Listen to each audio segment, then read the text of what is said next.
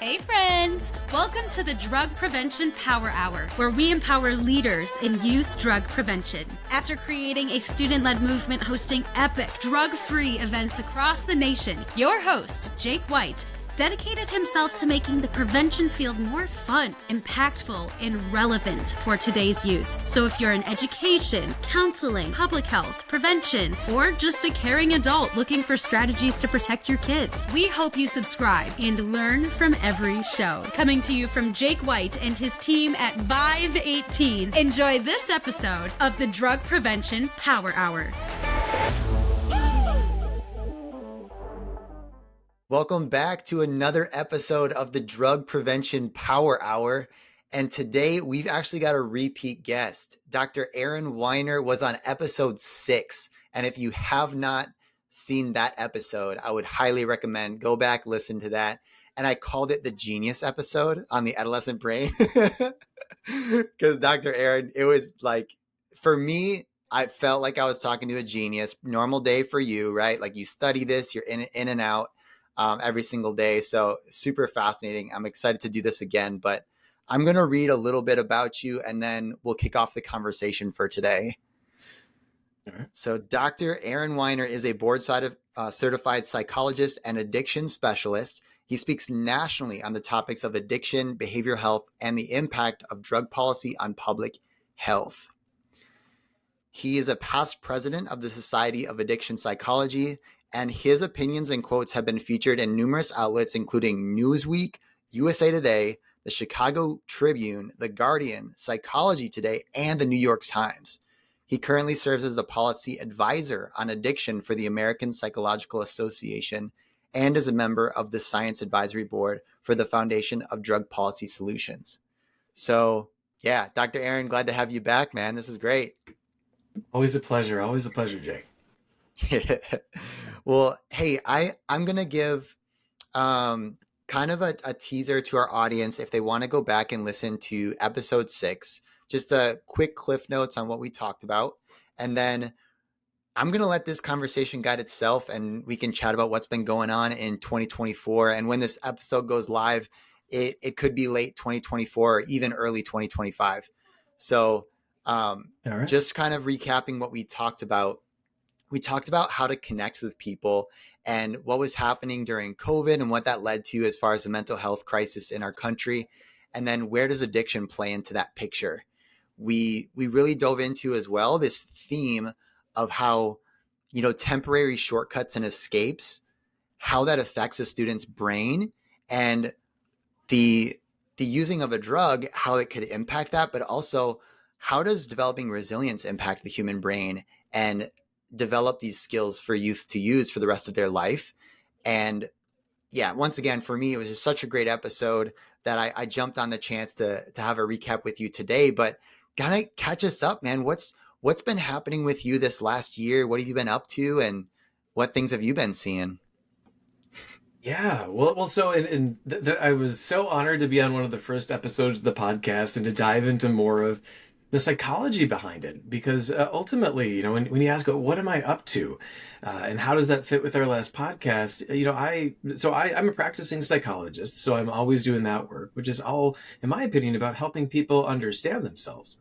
And a lot of the more outwardly facing work that I do around speaking and policy, it's all orbiting around the same idea of if we understand what's going on inside of us, or we understand what's going on in society, that empowers us to do something about it in healthy ways. Because ultimately, and a lot's happened in the last year in the addiction for profit space as well. There's been some positive changes in terms of public health. There's been some other trends that have gotten slightly larger and more concerning. But I feel like that's always the story, right? There's always folks out there selling shortcuts, and we don't necessarily they're not necessarily thinking about, like, are these healthy shortcuts necessarily? It's more of, this idea of freedom of choice. Like, we're going to put it out there, and if someone picks it up, like, my hands are clean, like, I didn't force them to do it.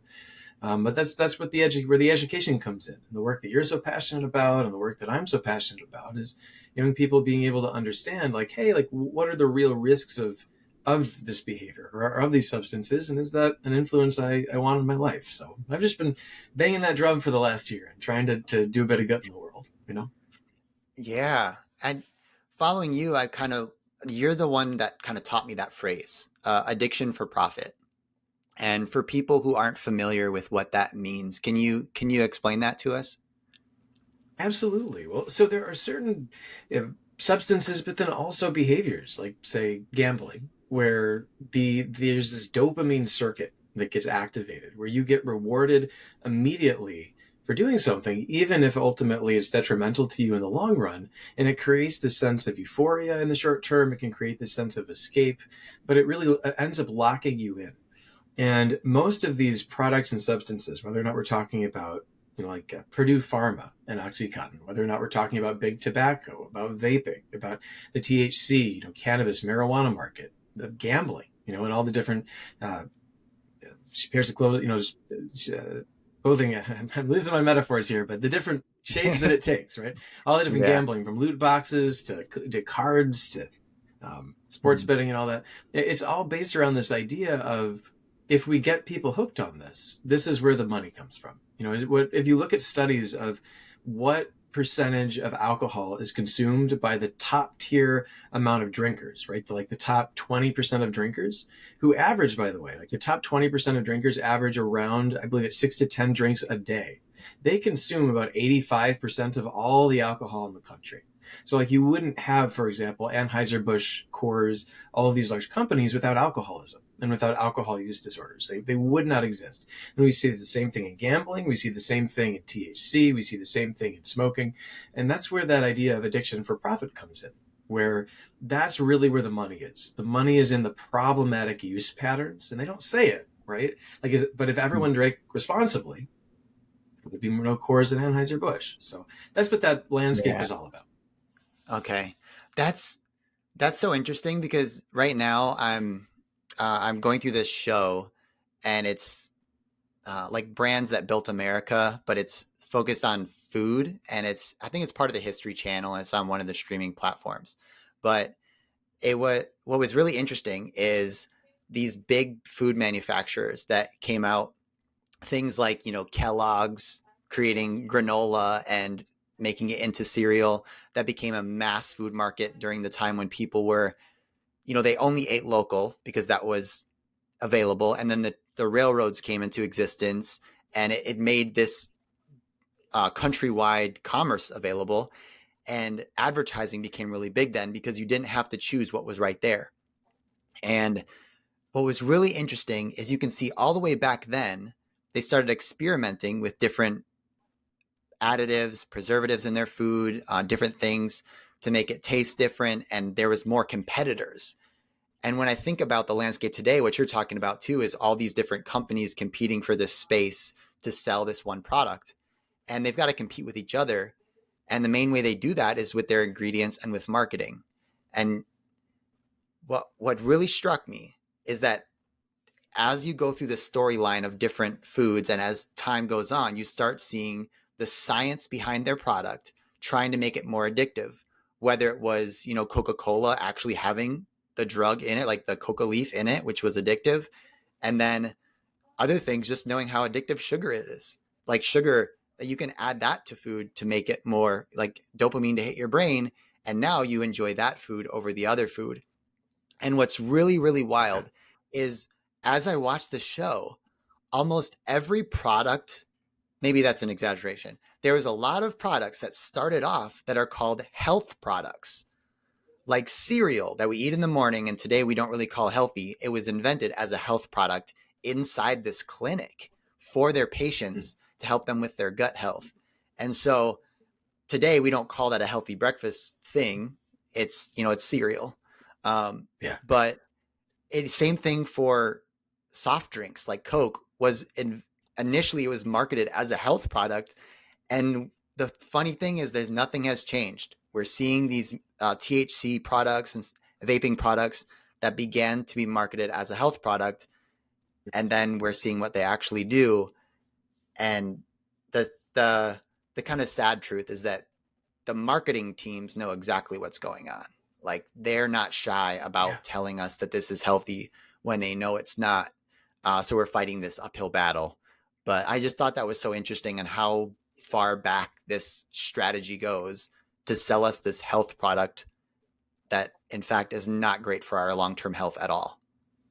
Yeah, and I think you're pointing out a really important point, which is that there's a playbook that gets recycled a lot. Like when you were talking even about like the Coca leaf and Coca-Cola, my mind also goes to the fact that we, to this day we have Diet Coke, even though, like I get, you could say like, well, it's diet because it doesn't have calories.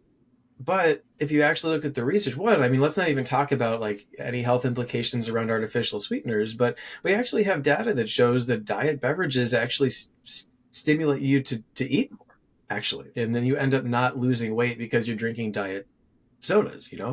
And so, but it seems like you put that out there, right? You call it health, or vaping sounds like water droplets, when it's actually more of like an aerosolized mist of thousands of chemicals you're inhaling into your lungs, right? There's all of these ways of presenting these products so that we soften up to them, or we even think that they're healthy sometimes, when it's not the case. But once you get that ball rolling or that narrative created, it becomes really hard in the minds of the public to roll it back. Yeah, it's so true. I never thought about that as like even a diet drink, a diet soda. It's like it's soda. It's for you to taste good and feel like that. It's not very hydrating at all, like because of everything else that's in it. Um, but it's called diet, like as if I'm on a Yeah, diet, so I'm going to eat something healthy. But they're right, so or even that it smart. will help you lose weight. Nope. Yeah, these marketers are so good though. Like they're so good.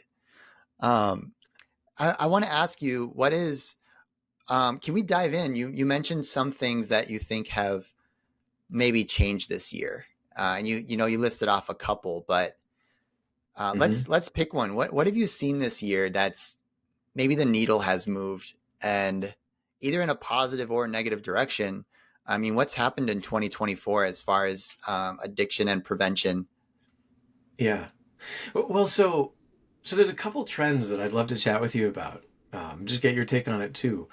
So one trend that I thought was very, very heartening actually was that it seems like use rates are actually down for a number of different substances amongst teenagers. In terms of vaping, we're seeing a decrease there. Alcohol, we've been seeing it go down. Even THC, there's mixed data, but a lot of places we're seeing a decrease. I was actually at a high school about a week ago where they were showing their numbers, and it was actually staggering in the best possible way to see how things went down. And that I think a lot of us, myself included, were expecting to see like a pandemic bump, in terms of like they're getting out of their house, they're stressed out, they're coming back to school, they got that social element again, and it just never came.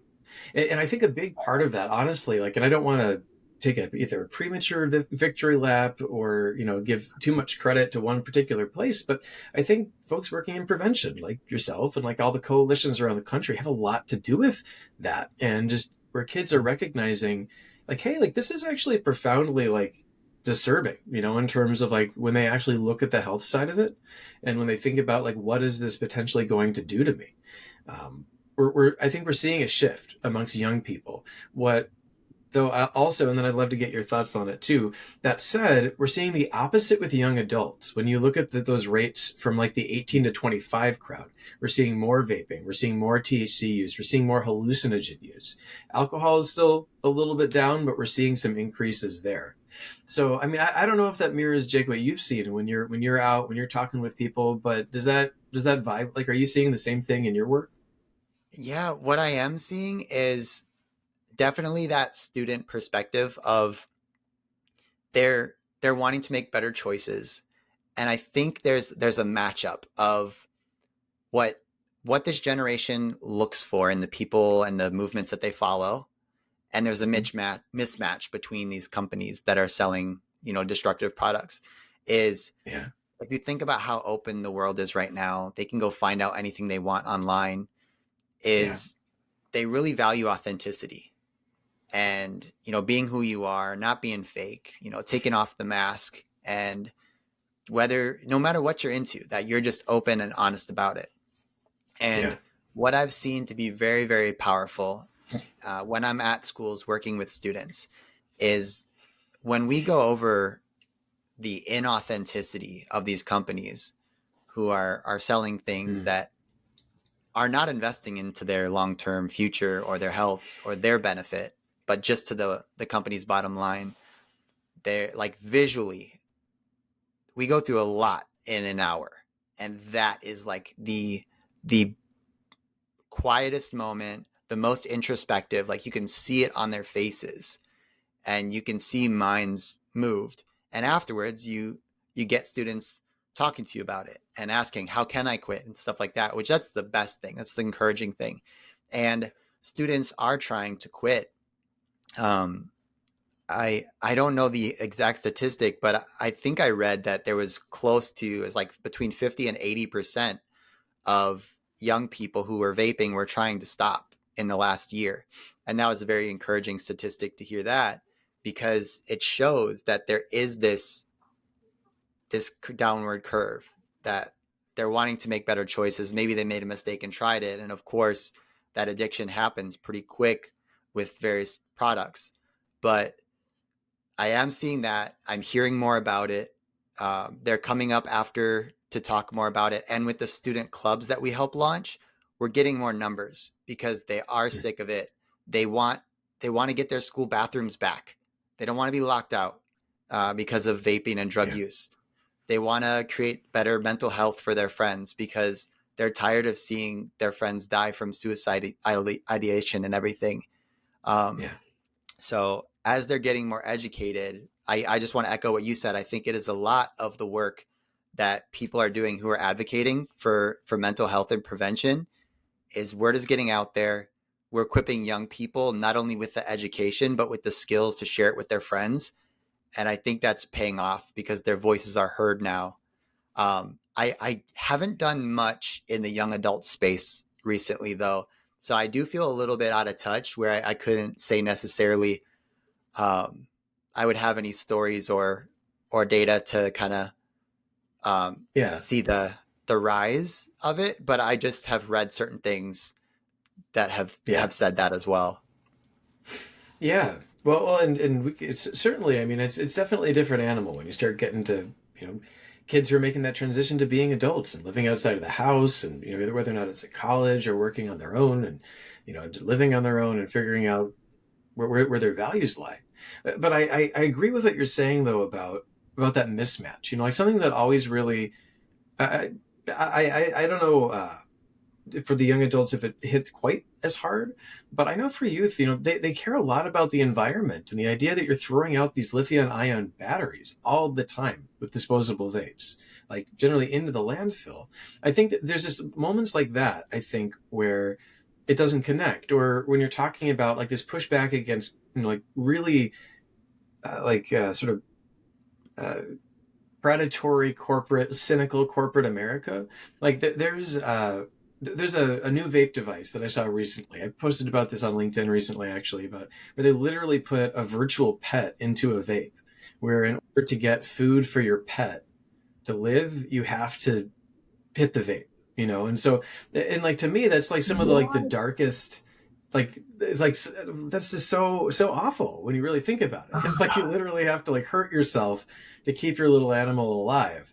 Um, and I Jeez. think, yeah, yeah. I mean, I think for some people, like they might fall into that, but I think others, like the kids, they're going to look at that and be like, this is the most bold-faced, cynical stuff I have ever seen. Like, I am not interested in being part of that machine and that system anymore. And I think that's part of the sort of the shift that we're seeing. Now, I will say though, you know, in terms of like what comes next, because there's always a next. I know one of the things that I'm concerned about is this greenwashing effect that happens when you say, well, it's not as bad as blank. And I think what's top of mind for me right now are nicotine pouches, and Zyn, of course, being like the most, like the top brand in that space right now, the flavored nicotine pouches. I'm sure most of your listeners are very aware of these, but the fact that Philip Morris is building a $600 million plant to create more of these, and the fact that now, like, what we're having to do, and I'm speaking about this when I speak to youth right now as well, is let them know it's not just what goes into your lungs. So like nicotine alone, just straight nicotine, which is what's in these pouches, actually changes the physical way your brain grows and develops, as well as how it works. It messes with your serotonergic system, uh, and it also it messes with that. It also messes with your ability to moderate and regulate yourself in your limbic system, which means that, and we see all of these linkages to difficulty concentrating, mood control, depression down the line, anxiety down the line, and that's just from putting nicotine into a brain that's not done developing yet. So whatever the delivery system is, that part that part is still there. And so there's always this game of catch up. Like there's the innovation, right? Where now it's like, well, let's put it in pouches. And so it's like, okay, now we need to not talk about chemicals in the lungs. We need to just talk about nicotine. But that's the work. It's always about just educating and empowering through information. Yeah. Well, that's also why I think there's two types of prevention education, and there's the one that focuses on the substance and educating students about what's out there. But then there's the holistic prevention message, which is, hey, you're enough, your goals matter, your life is amazing, it can be, you get what you work for. Like all this building up a person who is so confident and assured and loved and cared for that they wouldn't look for that other outlet because they have what they need. And that's primary prevention. And what you're right, because it's always this catch up where the industry is going to move quickly, they're going to innovate, they're going to create new things as soon as we throw a curveball at them, right? Well, now you have to deal with these regulations, or now you have to do these, and now we're going to tax you, and now you're going to get sued. Well, that's fine. All right, we'll just go create something else. And they're fast, they move quickly. But Yeah. the consistencies are, well, what are the reasons why students are using anything, any type of destructive behavior? Let's tackle those causes and Yeah. really build up these strong, resilient students so that as they go and they pivot and they do that, instead of working on reducing the supply, we're working on reducing the demand. And Right. that was Right. actually something that I just heard recently when we were partnering with one of the DEA chapters out in Florida, and this group called Victoria's Voice is one of the agents who is out there basically said, "Hey, we'll never punish our way out of the system. Law enforcement will never solve it, because as soon as one distributor or marketer or dealer is gone, another one will take its place. The only thing we have to solve this is by reducing the demand, and that's what prevention is reducing the demand." Yeah. Well, and I think your point about getting it, how can we help people feel like their life is or can be amazing, that they are enough, that they are loved, that they have the tools that they need. Like that's that in my opinion, I'm right there with you. That's the next level, right? Because it's not about hopping. We do have to provide information about certain substances and industries and pitfalls and potholes and all that. Mhm. But what all businesses are about is meeting someone's need, right? It's solving a problem for someone. And all of Mhm. these addiction for profit industries, bringing back to where we started, it's about solving, they're trying to help people cope or feel good or feel powerful or feel like they can control, right? It's all about this emotional need that they're filling. And so on the prevention standpoint, I think there's a tendency to want to play defense because we see all of this offense on the other side of like pushing these products and redesigning. But we can go on offense too. But our offense is like actually solving these emotional problems in healthy and just in healthy, sustainable ways. And as weird, as strange as that sounds, as weird as that is, or as just kind of like fluffy amorphous, like that is the actual problem. Can we give kids what they need inside so that they don't have to look outside for whatever, whatever Yeah, clothing it's wearing? right.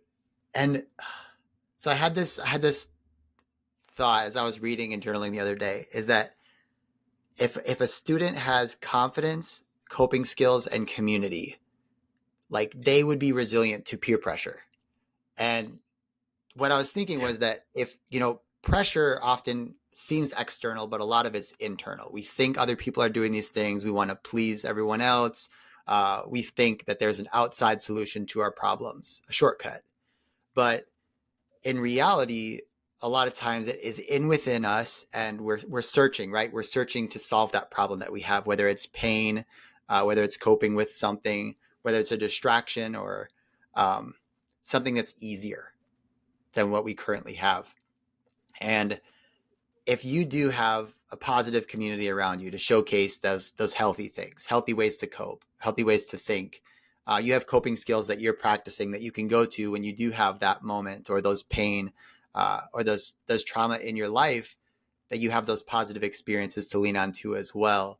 And I I think that the confidence is the big thing, because if you see all this outside stuff, but you're not confident in your own ability to do it, you have to either trust that this, like, they're making a good case that this shortcut is going to help you and it's easier. So if you don't have confidence in yourself to solve the problem another way, you'll go with that one. But if you develop the confidence in who you are, that you can solve any problems, and when you face a challenge, you break through that instead of breaking down, like, there's that mindset, it grows your body, it grows your brain, it grows your potential, and you see amazing things happen. And you know this better than anybody too, with like just the power of the human brain, that sense of belief and the confidence that comes from it can lead to incredible things. And Yeah. so while you were kind of explaining that, I was wondering this question, and I'll hold it in case you had a thought you wanted to share. But my question was, is there a way to help students with long-term thinking before their frontal lobe is fully developed? Can we quicken long-term thinking? Because I think that's going to enhance coping skills, community, and confidence. Yeah. Is that possible with the human brain? So that's a really good question. There's some limits to the biology, certainly, but I think we can work with it.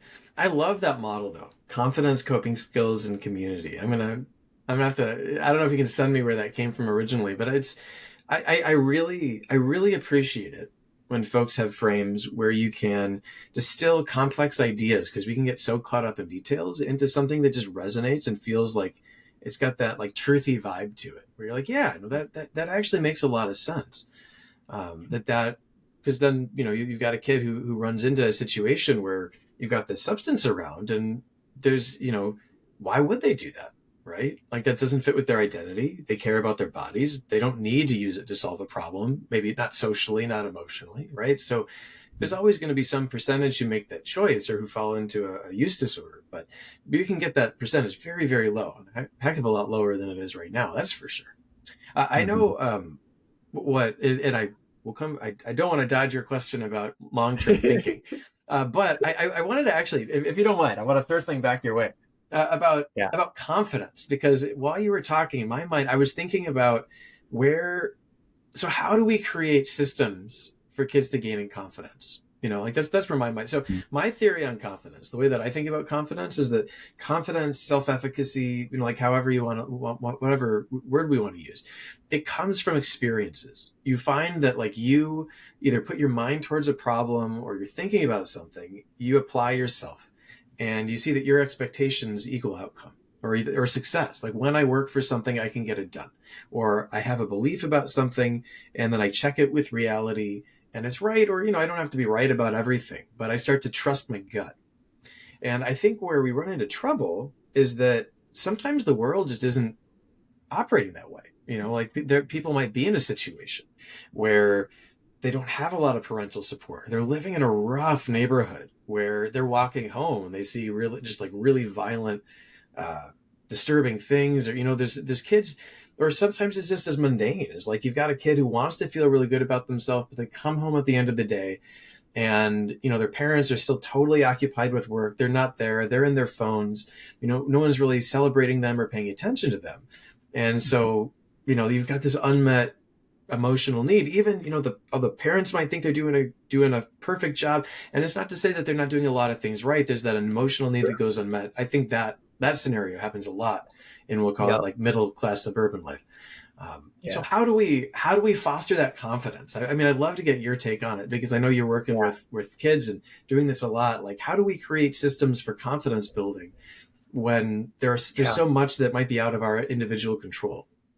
Yeah. Well, one of the number one protective factors is one caring adult.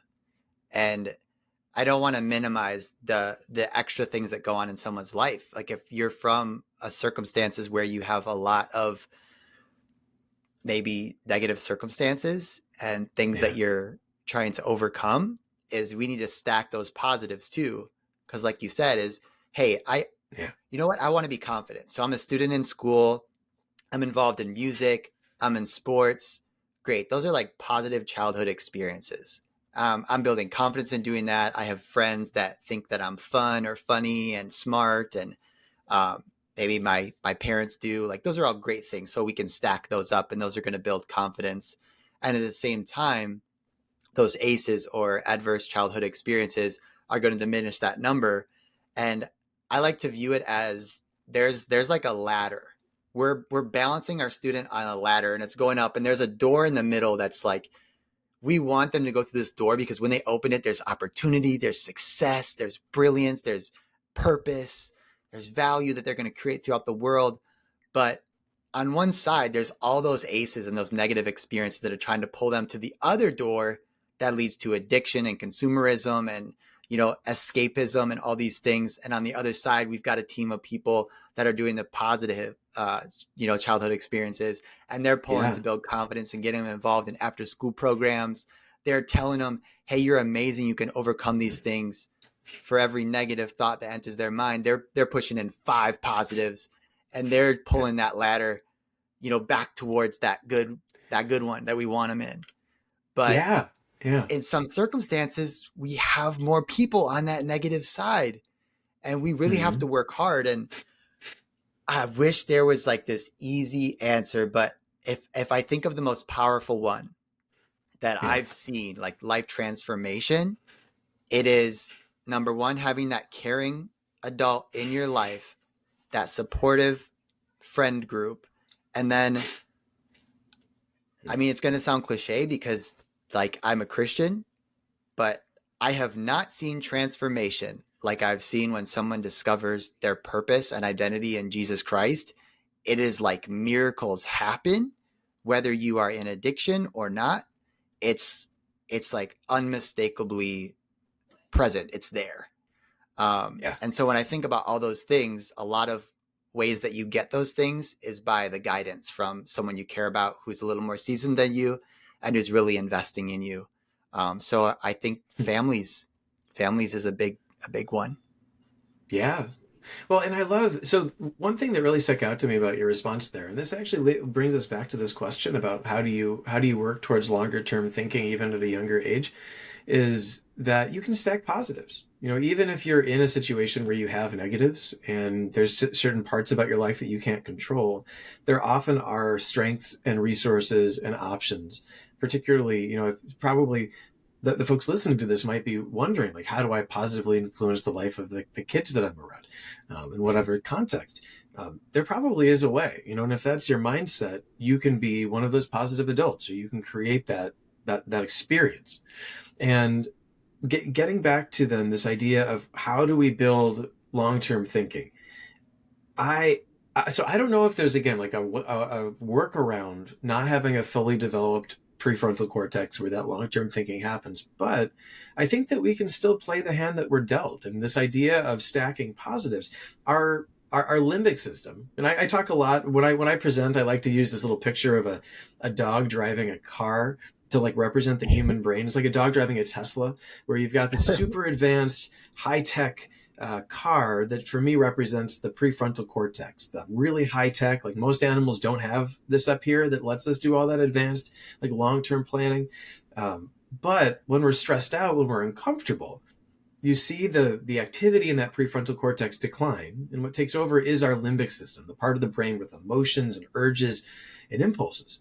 And the thing about the limbic system is that it learns from experience. It doesn't get language, it doesn't get logic, but it does learn from having something happen and feeling either like a positive feedback or negative feedback from it. And so for me, what I think about, like, how do we prepare kids for this? I think we have to just lean into the tools that we have, which doesn't mean that you don't go towards the intellectual route. They do have a prefrontal cortex. It's just not entirely developed yet. But I think we just have to speak more to that experiential side and show them, like, hey, you can participate in school sports and have a positive outcome. You can be part of a spiritual community and that can feel good. You can do breath work, or meditation, and then actually find that, like, this was a good experience for you, or you can open up to someone who feels healthy. You can feel Yeah. powerful in ways that don't involve hopping on a video game or dealing drugs or bullying somebody, right? And I think that Yeah. when they have those experiences, that is the most powerful thing for anybody, really, but certainly for young people. And that starts to build this working model of the world where Hmm. even without the fully developed brain, I think that carries a lot of weight. Yeah. And now that you say that too, and you explain that kind of the frontal part of your brain, the frontal lobe, and then the limbic system that is more like, yeah, less advanced, right? And it has the urges and the emotions and stuff. And people say we buy on emotion, not on logic, or we make decisions on that. Yeah. They even say, because we had the voting season, like we vote on emotion, stuff like that. And then we use our logic to justify it and, add more data points to make ourselves right. And one thing that I remember growing up is my parents were very good at knowing how I was motivated. And I wonder because I would argue that I was a long-term thinker. I wanted to develop my future from a young age, but a couple things that they did is they were talking about long-term and short-term consequences. Like they showed me when I was going to make a decision, like what it looks like short-term and long-term. So that went in my brain. I Mm-hmm. saw evidence, like when I had family that was in addiction, and they talked about it with Yeah. me. Hey, this was the short-term thing that they got from it. Here's the long-term thing. This is a choice that they made, and this is how they're living now. And what I saw is, as a parent, they would encourage me to do certain things by, I think, using my emotions. Like they would appeal to my short term because they knew, even as a kid, I was motivated by money. They're like, hey, Jake, I will give you $1 if you try this new food. Or like, and $1 is huge for a kid. I was like, oh, easy. It's like, Yeah, and I'll the eat new a food is broccoli. right. Yeah. Never seen that before. But they got me to eat oysters and chicken Yeah. hearts and a bunch of weird stuff. Yeah. But I Okay. think the point, like, as they taught me to try new things, like that was part of it, right? Is they wanted to emphasize. And at one point I was going to quit band, and my dad knew, like, you're quitting because of this short-term thing. Like you didn't get the part you wanted, or you don't feel challenged. But he knew enough that he said, all right, well, Jake, what if I pay you this semester to be in band? Like, it's your job. You have to do band. Because he knew that that was a part of like my confidence building and how I showed up at school, and where would we fill that time if I wasn't practicing and doing that stuff. So I almost wonder if, thinking about my front of my brain wasn't Yeah. developed yet. So, all right, parents, can we be that front part of the brain right now, or one caring adult? Mm. Can we help them make decisions with that front part, explain it, help them learn through the process, but also ask, how can we stimulate that other part that wants the Mm. impulse, that wants the reward, that wants the dopamine, and combine them to have a lesson. Because I'm very grateful that he did that one semester. He Yeah. didn't do it every semester, but one semester he's like, Jake, and it was like $50 or something, but Jake, I'm going to pay you $50 to stay Oh, in wow. band this year. And I'm thinking, dang, that's like 2 video games. Okay, let's go. And then talking to my teacher to make sure that, hey, Jake wanted to quit because he didn't feel challenged, or, Yeah. yeah, didn't get to practice the drum set, which is what he really wanted. So can you keep pushing him, or like, yeah, give him new challenges? Because I Yeah. bet that's good for the brain too, right? So I don't know. I don't know if all that went Yeah. into his thought process, but as Mm. someone who's remained drug free for 33 years, it's just one of those things where I'm looking back on what my parents did, and oftentimes I can see it relating to science. And like, dang, I don't know if they did that, but it worked. Yeah. Well, and I think so. What you're highlighting, and I sounds like they had a really great approach, was that they weren't treating you like you weren't capable of reasoning, and you are capable of reasoning. when you're in your teenage years. But they were also acknowledging the fact that we are very governed by emotion in general, even as adults, like you mentioned, like vote with emotion, justify with facts. But even more so as kids, we tend to be moved by emotion. And like I was actually like, well, while you were sharing your journey, I was thinking a little bit about mine. Like, what? So why didn't I fall into that? And I realized actually, some of it was like an intellectual argument, but it wasn't most of it. And I was thinking about it too. Maybe I just in some ways got lucky, um, that I had a couple experiences. So like for me, it was very proximal. It was very short term. Speaking about like smoking, like I grew up before vaping was a thing, so it was like cigarettes or like marijuana, weed. So I have asthma, and it used to be pretty bad. And so the idea of putting anything in my lungs other than air really honestly scared me. And so I Yeah. was like, nope, no part of that. So but that was there and now, right? That was like, if I do this, I'm going to get hurt immediately, right? So like I didn't Mhm. have to think as deep about that.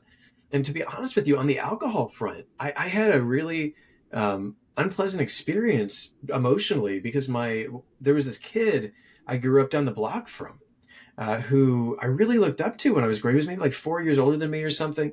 But I really looked up to him and I loved hanging out with him. And long story short, he went off to college and just destroyed his life with alcohol. It was really sad actually, and it was so shocking to me to watch that happen. Like this was an older kid, older boy. I looked up to him. I liked him a lot. He had all sorts of potential and he just flushed it away. And it was really sad. But I looked at that and I was like, I do not want that to happen to me, But again, like that was something where it was right in front of me, and I got this example of like this is a perfect example of what can happen. I don't think I had even a sip of alcohol outside of like any religious connotation until I was like I didn't quite make it to 21. I think it was 20 before I even had a drink of any sort because I looked at what happened to him and it was like, nope, that's not gonna be me. And there's other ways I can enjoy myself, you know? Yeah. And those So lessons are so important. And I know that there's this in prevention, there's this thought, hey, scare tactics don't work.